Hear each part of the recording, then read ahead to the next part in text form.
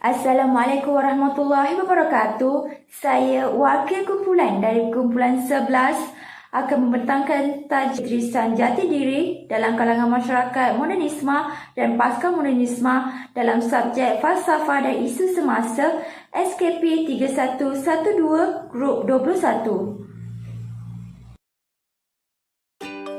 Saya Siti Nurasya binti Muhammad Daud bertindak sebagai Ketua Kumpulan bagi kumpulan 11 memegang nombor metrik 211450 berumur 20 tahun. Hai, nama saya Muhammad Nazif bin Muhammad Basri, pemegang nombor metrik 212039, berperanan sebagai ahli kumpulan bagi grup 11. Saya Emilia Syahira binti Muhammad, nombor metrik 212435, berumur 20 tahun selaku pembentai yang seterusnya. Saya Nur Erdina Firzana binti Muhammad Zamlan, nombor metrik 213668, berumur 20 tahun, juga seorang pembentang pada sekolah. Saya Ain Balkis binti Ahmad Parmi, nombor metrik 211809, berumur 20 tahun. Paparan berikut menunjukkan poster yang telah kami buat bersama dalam tajuk kami iaitu cabaran ketulisan jati diri dalam kalangan masyarakat modernisme dan pasca modernisme. Dalam aspek pengenalan menerangkan bahawa cabaran ketulisan jati diri dalam kalangan masyarakat modernisme dan pasca modernisme membawa maksud kepada keruntuhan kepribadian seseorang individu atau bangsa yang hidup dalam pemikiran yang moden dan zaman yang moden yang membawa kepada perubahan sikap ke arah yang negatif. Dalam kajian ini, kami telah mengkaji 4 aspek utama iaitu dari segi individu, keluarga, masyarakat dan juga negara, di mana dalam aspek individu kami mengkaji keruntuhan sosial, dalam aspek keluarga kami mengkaji keruntuhan institusi kekeluargaan, manakala dalam aspek masyarakat kolonial negara terjejas.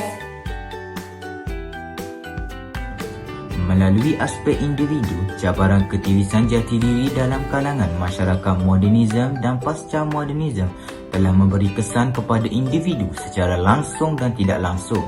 Hal ini dikatakan demikian kerana cabaran ini telah meruntuhkan akhlak seseorang dengan cara memupuk perbuatan yang tidak bermoral seperti vandalisme, buli, masalah sosial dan sebagainya.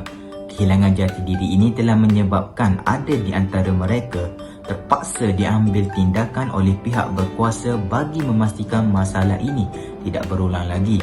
Oleh itu, cabaran ketulisan jati diri dalam kalangan masyarakat modernisme dan pasca modernisme perlu dibendung sejak awal lagi agar tidak merugikan individu tersebut di kemudian hari.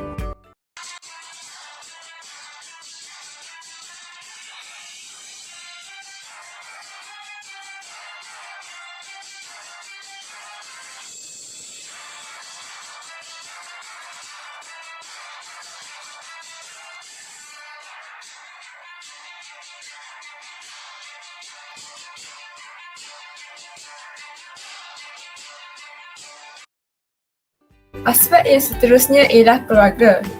Keruntuhan institusi kekeluargaan. Keruntuhan institusi keluarga pada masa kini semakin hari semakin membimbangkan. Apabila ditanya mengenai perkahwinan, sudah pasti merujuk kepada pasangan yang telah menjalani dan menginginkan hubungan mereka kekal hingga ke syurga. Akan tetapi, hakikat pada masa kini penceraian dilihat sebagai satu jalan penyelesaian terbaik yang sering digunakan oleh orang yang berumah tangga ketika berhadapan dengan konflik dalam perkahwinan mereka. Oleh sebab itu, isu penceraian telah menular dalam kalangan masyarakat di Malaysia sehingga menjejaskan sebuah institusi keluarga. Malahan, perkara ini juga dilihat semakin kerap berlaku dalam kalangan selebriti Malaysia sejak kebelakangan ini. Terdapat beberapa punca yang dilihat mendorong kepada berlakunya keruntuhan institusi keluarga, antaranya disebabkan oleh kurang penghayatan agama dalam diri, keganasan rumah tangga, faktor seksual dan sebagainya. Keruntuhan institusi kekeluargaan ini bukan sahaja memberi impak kepada diri sendiri, malah turut menjejaskan ahli keluarga yang lain, terutamanya anak-anak.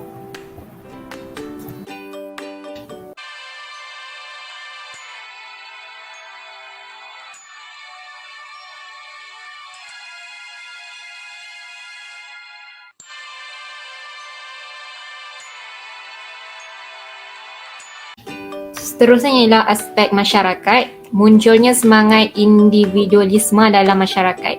Sikap individualisme ini merujuk kepada sikap mementingkan diri sendiri tanpa menghiraukan kepentingan negara dan masyarakat.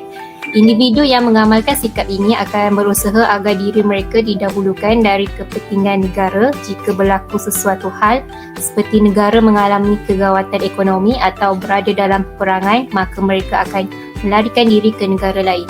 Sikap ini semakin merebak dalam masyarakat yang boleh ditandai melalui perkembangan sikap individu autonomi atau individu berdaulat. Akibatnya kedaulatan negara akan tergugat dan masyarakat akan terikut dengan sikap mementingkan diri sendiri ini. Keadaan ini juga akan memecah belahkan masyarakat. Oleh sebab itu, sikap individualisme ini perlu dihakis agar anak-anak kita tidak terikut dengan sikap yang tidak elok seperti ini. Seterusnya.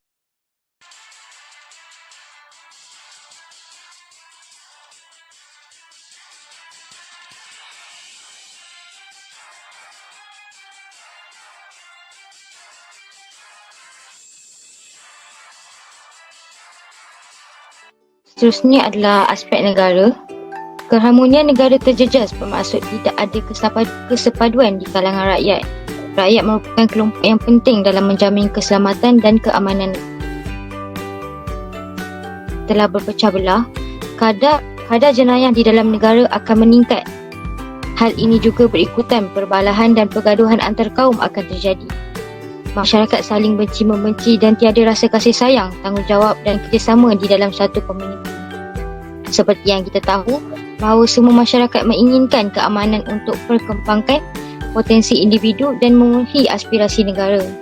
Melahirkan bangsa Malaysia yang tak setia, bersepadu, berilmu, berketerampilan, sejahtera adalah antara matlamat yang penting untuk memastikan keharmonian negara terjamin.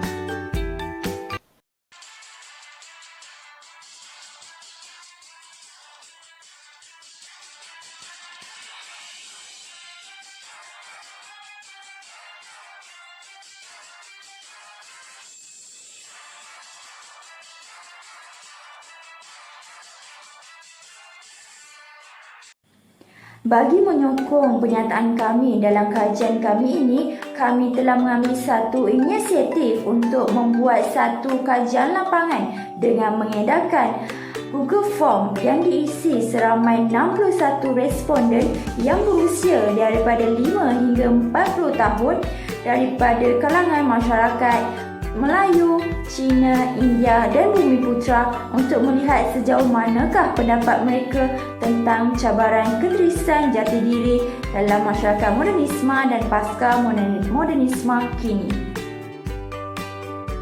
Soalan pertama menunjukkan hampir 100% iaitu sebanyak 95.1% individu bersetuju bahawa jati diri dalam kalangan remaja kian pupus akibat pengaruh modernisme dan pasca modernisme. Soalan kedua yang diajukan kepada responden ialah keruntuhan institusi keluarga yang manakah lebih banyak berlaku dalam masyarakat modernisme dan pasca modernisme. Daripada 61 orang responden, majoriti menjawab penceraian iaitu seramai 51 orang. Manakala jawapan yang paling sedikit adalah pembunuhan suami isteri iaitu seramai 7 orang. Lain-lain respon bagi jawapan kes penderaan kanak-kanak dan pencabulan anak masing-masing seramai 38 orang dan 21 orang. Soalan seterusnya menunjukkan hampir 100% iaitu sebanyak 95.1% bersetuju bahawa masyarakat modernisme dan pasca modernisme kini telah menyebabkan munculnya semangat individualisme dalam kelompok masyarakat. Seterusnya, sebanyak 96.7% bersetuju bahawa sistem politik negara kini telah tercemar dengan pengaruh modernisme dan pasca modernisme seperti rasuah, isu perkauman dan lain-lain. Pengaruh modernisme dan pasca modernisme pada masa kini jelas menyebabkan perubahan sikap masyarakat ke arah yang negatif, di mana jelas menunjukkan bahawa runtuhnya semangat jati diri dalam kalangan masyarakat kini dan falsafah hidup dalam kalangan masyarakat kini kian runtuh. Izinkan saya untuk mengakhiri pembentangan kumpulan kami dengan serangkap pantun. Ambil joran panjang sedepa, hendak mencari si ikan toman. Munasabah diri jangan dilupa, jati diri kuatkan iman.